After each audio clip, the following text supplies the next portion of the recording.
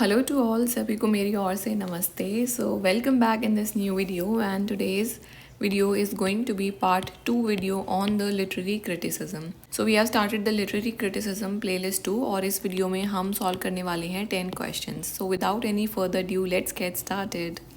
आज का हमारा जो पहला क्वेश्चन है, अकॉर्डिंग टू प्लाटो के अकॉर्डिंग हमें बताना है, खुद के अकॉर्डिंग नहीं बताना है. According to Plato, a state of language anterior to the world is called as what.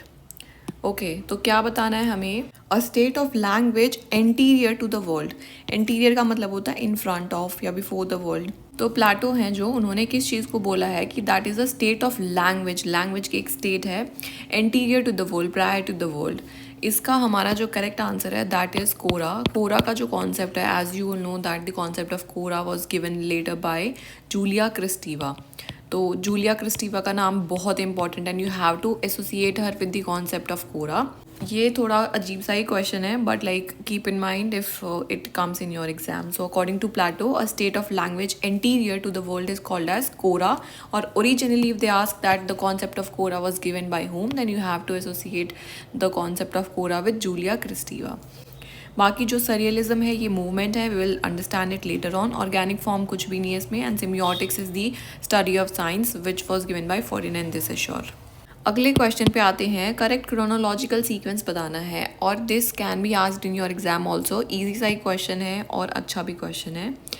Okay, so chronological sequence we have to tell.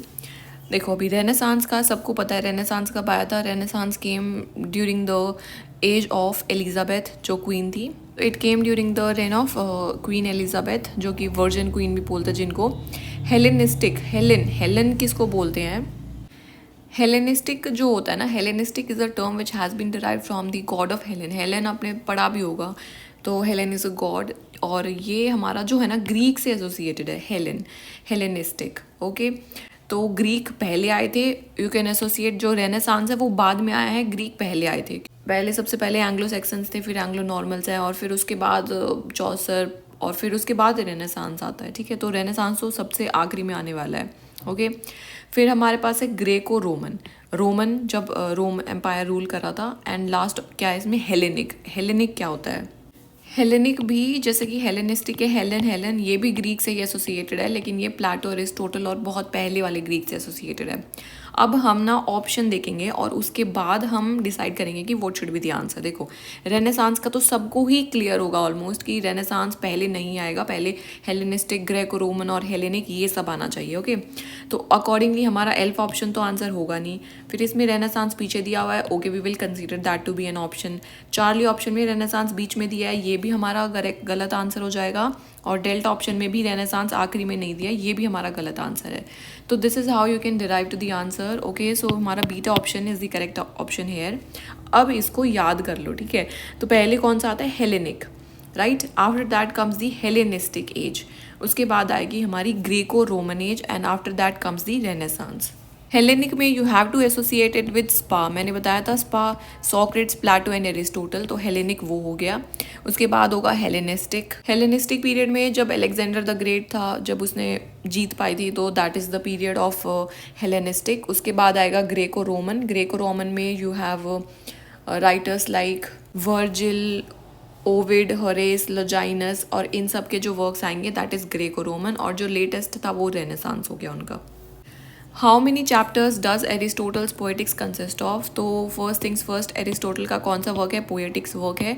इसको अच्छे से याद होना चाहिए, बिल्कुल एकदम टिप्स पे होना चाहिए कि poetics is a work which is written by Aristotle. और इसमें कितने चैप्टर्स हैं? इसके अंदर हमारे पास टोटल में 26 चैप्टर्स. और इसको रट्टा मार लो इसका, 26 chapters.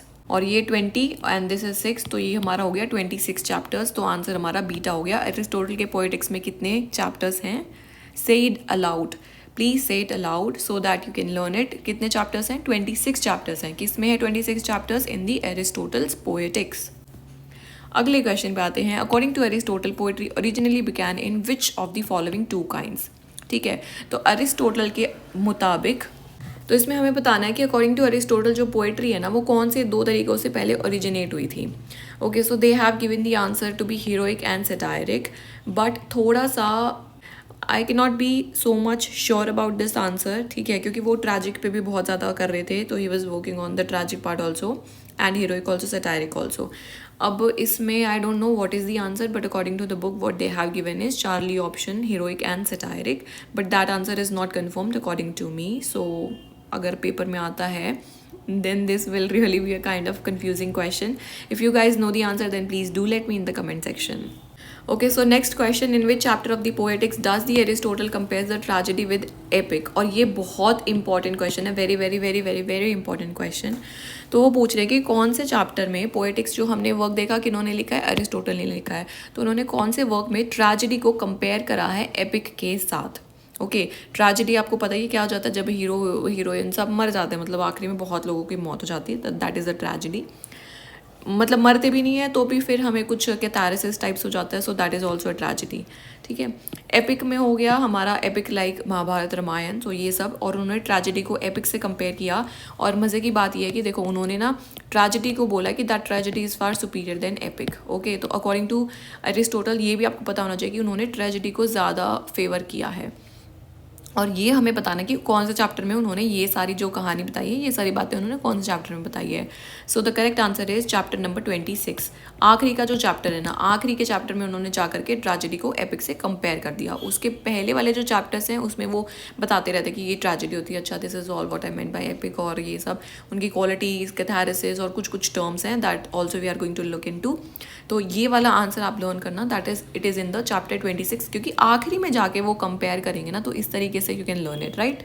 Okay, so next question, Aristotle regards tragedy superior to the epic because. आ गया ना क्वेश्चन, और ये भी बात पता होनी चाहिए बिल्कुल अच्छे से कि जो एरिस्टोटल है वो ट्रेजेडी को सुपीरियर घोषित करते हैं, किसके superior, to the epic, and what is the reason. Okay, so that is, अब इसके अंदर हमें ना सारे ऑप्शन पढ़ने पड़ेंगे because the answer is not that direct. So alpha option क्या बोलता है, that all the parts of an epic are included in the tragedy.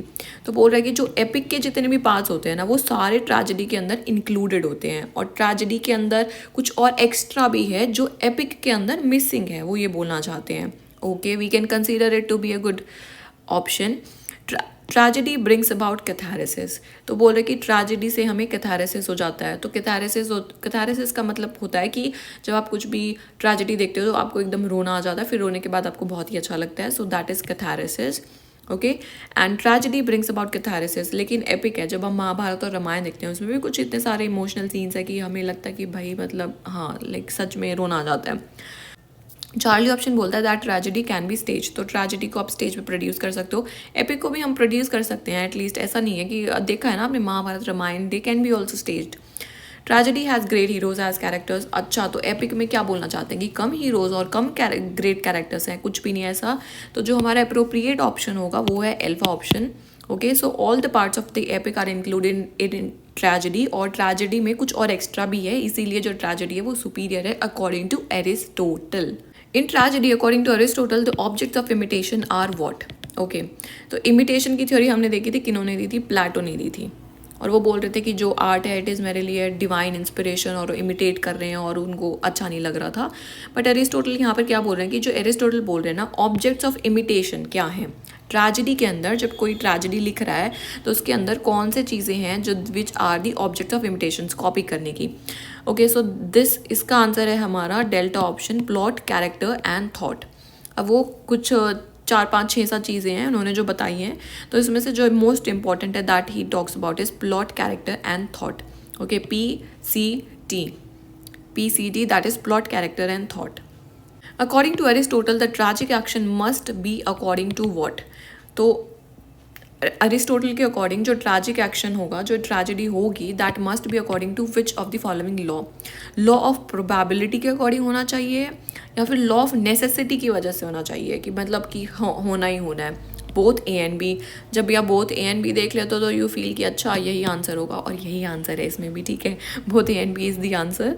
तो ट्रैजिक क्या है, it is the law of probability. Probability you understand, probability mathematics में भी probability पढ़ा है ना हमने, probable, so that is same, probability वही है ना. एंड लॉ ऑफ नेसेसिटी की होना ही चाहिए, नेसेसिटी है, नेसेसरी है. So these are the things that according to Aristotle the tragic action must be according to these two things, right?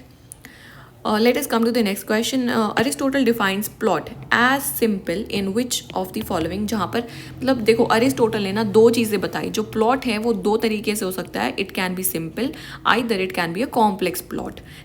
इसका answer जो है that is peripeteia and discovery. Peripeteia ही term है वैसे तो, basically peripeteia is the term, peripeteia and discovery is the answer. तो जो simple plot होगा ना उसके अंदर जो पेरिपिटी है वो मिसिंग होगा, but you will see other things there in the plot. देखो पेरिपिटी का क्या मतलब होता है ना, पेरिपिटी का मतलब होता है जब हमारे जो सिचुएशन होती है वो रिवर्स हो जाती है. ठीक है, रिवर्स मतलब कि जैसे कि मान लो कोई बच्चा डूब रहा है और मैं नदी में कूद गई हूँ उस बच्चे को बचाने के लिए, लेकिन हुआ क्या कि वो जो बच्चा है वो मेरी वजह से ही डूब गया बाद में. ठीक है, पहले वो बच भी सकता था लेकिन वो मेरी वजह से ही डूब गया. So this is called as peripeteia, कि जो हम करना चाह रहे थे पर वैसा कुछ हुआ नहीं और रिवर्सल ऑफ सिचुएशन हो जाता है, तो उसको बोलते हैं पेरिपिटी. ओके, एक्सीडेंटली जब कुछ मतलब आप बचाने जा रहे हो किसी को और आप ही की वजह से वो इंसान मर जाए, सो दैट इज़ लाइक पेरिपिटी. और जो सिंपल प्लॉट होगा ना उसके अंदर ये पेरिपिटी नहीं होगा. वहाँ पर जो सिंपल प्लॉट है उसके अंदर एक तो पेरिपिटी नहीं होगा, दूसरा उसके अंदर इग्नोरसिस भी नहीं होगा. इग्नोरसिस, अब ये इग्नोरसिस क्या है? इग्नोरसिस का मतलब होता है मूवमेंट ऑफ डिस्कवरी. जो इन्होंने ये एंड डिस्कवरी लिखा है, so this discovery it can be either replaced with the term anagnorisis. जो प्रॉपर टर्म है ना वो इग्नोरसिस लिखना चाहिए था rather than writing discovery over here. Okay, so just keep in mind. और ये इंपॉर्टेंट क्वेश्चन है and you can not forget this question. आ सकता है पेपर में, बहुत ही ईजी बीजी क्वेश्चन है, कर भी सकते हो आप आराम से.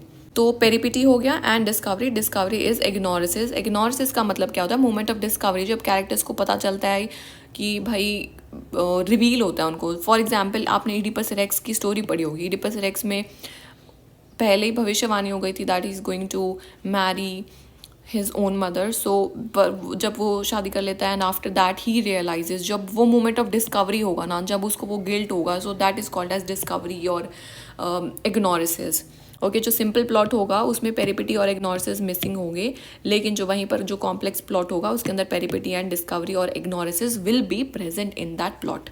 According to Aristotle the soul of the tragedy is. Okay, तो ट्रेजेडी का जो आत्मा है, ट्रेजेडी की जो मतलब मेजर जो उसकी आत्मा है, तो उसको वो क्या है? एक भी आप जब भी कोई ट्रेजेडी पढ़ते हो तो आप बताओ मुझे कि उसमें कैरेक्टर इंपॉर्टेंट है, कैरेक्टर ज़्यादा इंपॉर्टेंट है, या स्पेक्टिकल ज़्यादा इंपॉर्टेंट है, या उसके गाने इंपॉर्टेंट है, या उसका जो प्लॉट है वो इंपॉर्टेंट है. So basically the plot is the answer. जो उसका प्लॉट होता है ना ट्रेजेडी का, वो ही उसकी ट्रेजेडी की आत्मा है, सोल है. Okay, according to Aristotle. So I hope all these 10 questions are clear to you all. याद हुआ होगा और कुछ समझ भी आया होगा. And I will see you in the next video. Okay, so keep doing exercise and stay fit and become a human. ठीक है, human हो तो human को prove भी करो. And be empathetic, be sympathetic to everybody and just spread love out there. ठीक है, बहुत कमी है लोगों को प्यार की. Okay, so सबसे अच्छे से बात करो and खुश रहो. और and keep doing exercise because staying fit is very very very very important. और it is above all the things that you do. Okay, तो मतलब फिट रहना पड़ेगा, that is very important. So see you in the next video. Goodbye to all.